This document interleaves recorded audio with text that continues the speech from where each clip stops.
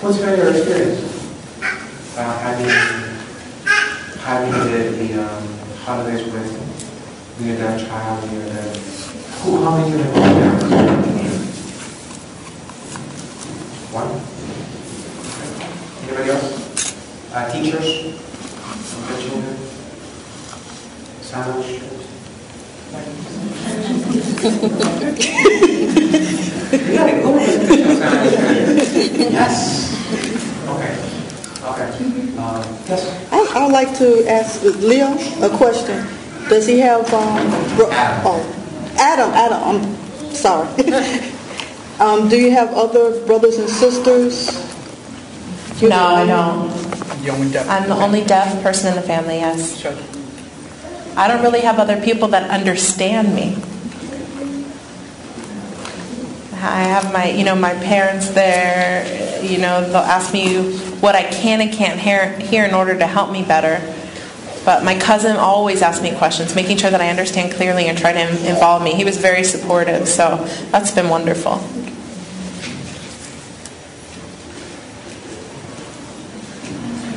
Could you come up so that you... Yes. I'm sorry, I announced her before she asked the question. Yes. I actually have a question for you. How do you feel that sign language in South Florida especially affects the different, American Sign Language and Hispanic families, or deaf families of different languages? How does that work? The communication. Very good question. Do we have another prayer on this?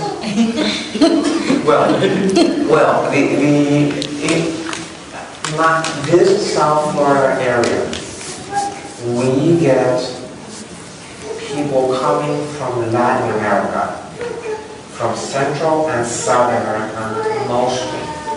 South Florida area is unique in that the different kind of populations that come here is different than in most other parts of the country. In other parts of the country where we have quadrilingual situations is the border states, Texas, California, Arizona, all the border states. El Paso, Texas, for example, has deaf people from the Mexican community crossing over the town every day, and there's a mixture of signs in that area. In South Florida, deaf people come depending on, a lot of families come to Miami or to South Florida because they're found out that the child is deaf, and in their countries they might not have a sign language, developed sign language system or a way of an appropriate education for deaf people. So they come here. Other families, other deaf people might be coming here already having lived in their countries. So they bring with them their sign language skills. When they come they come here, they try to integrate the kids going to the school system and pick up the signs. Amazingly, the kids that know some sign language from their culture, from their country, they pick up signs faster, I think, just because they know they have some kind of the understanding of language and so forth. The adults, they come in and they could either segregate into their communities. They find Colombian deaf groups and they stay there to socialize with them. They find Cuban deaf groups and they associate with them. They, depending on how old they are when they get here, they might learn sign or just stay in those groups. Learn to mouth in English or just stay speaking Spanish, and doing the signs, all the signs. So there's a lot of variety. When they have contact with professionals, like in our clinic, when they have contact, they will use sign ASL-like. ASL-like, and there is actually some studies that show that, especially in the border areas, they learn signs, but they might differ in their handshake. So, like in the border of Mexico, they would say, instead of family, this is a sign for family, their Mexican sign language, this is the F. This is the F. As opposed to this is the F in sign language. So they would sign family. They would sign family, which, if we parallel that to a spoken language, we will classify it as an accent. So their accent is sign language. Pretty stuff, but I know that maybe I'm going a little bit from topic to that. But thank you for asking. That was pretty much. I like to know this stuff. Anybody else? Anybody else about accommodating with accommodating? Yes, please. Well, the reason why is it makes it easier on the interpreters. It makes it easier on the interpreters.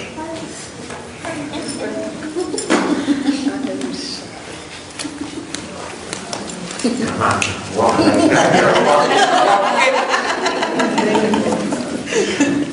Hello. I wanted to know, you suggest to hire an interpreter when they have to speak Heaven. But the problem I have, like me, I'm a Haitian. Yes. So I have a lot of tradition. People don't know them. So I'm going to find an interpreter that can understand, because most of the people, they're going to freaked out, they're not going to understand what's going on. Yes, I feel you. I so feel you. We have, yes, absolutely. We in our clinic, we are blessed to have although she's not a clinical person, she's our secretary, and she speaks Haitian. And she understands Haitian culture, and I know we need interpreters that can sign, speak Creole, and be able to interpret in those situations. There are not that many. There are not that many. They are.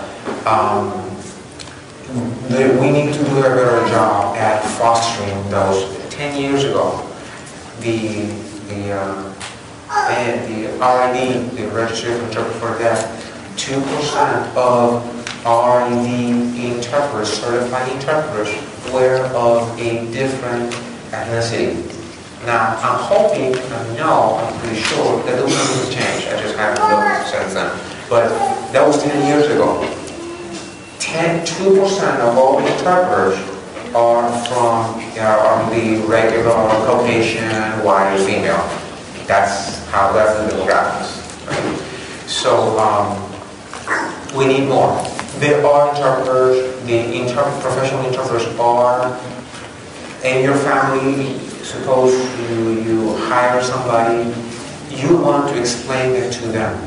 This is what we're doing, and if the interpreter doesn't feel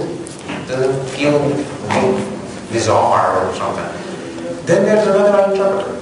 There's just another interpreter, and so thank you, but let's look to somebody that can interpret, that I feel comfortable interpreting, that I can be in a situation. The same thing happens. Interpreters are used to it because the same thing happens with situations. When an interpreter goes into a situation, there's some critical stuff, mental health, coming back. Interpreter goes in mental health situations where there's suicide or there's a rape or there's something. When they take the assignment, they need to wait on that. And when you hire an interpreter, you also have to give that information to them so you can work with them.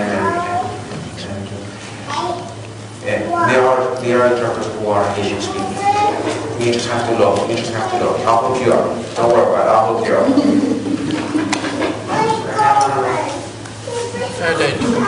That was a good question.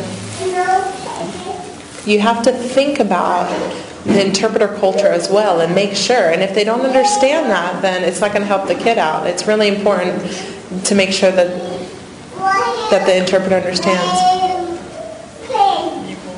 Any more questions? The both of us will we'll be here afterwards if you prefer to come up one-on-one, ask us individual questions. We also have business cards with our email addresses. Maybe something will pop up later you want to ask us. Yeah, we're very accessible. You can get in touch with us. Thank you, thank you, thank you, thank you so much. Thank you. Thank you.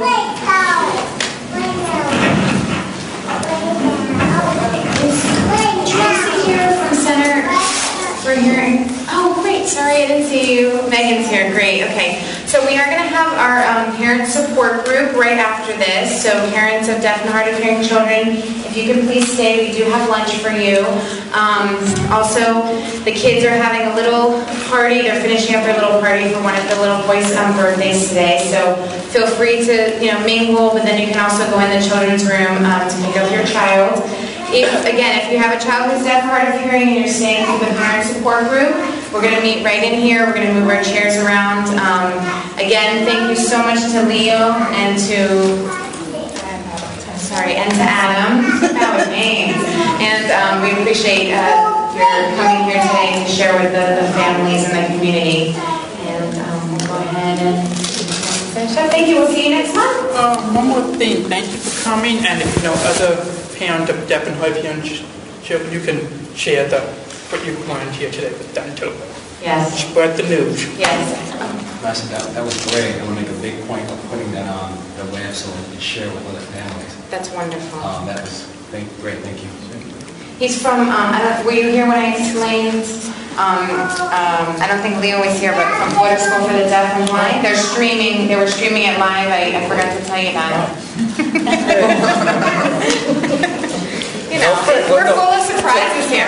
Trust me, it's better that way. Okay, that's what I figured, why make you nervous. But anyway, thank you so much. Take care.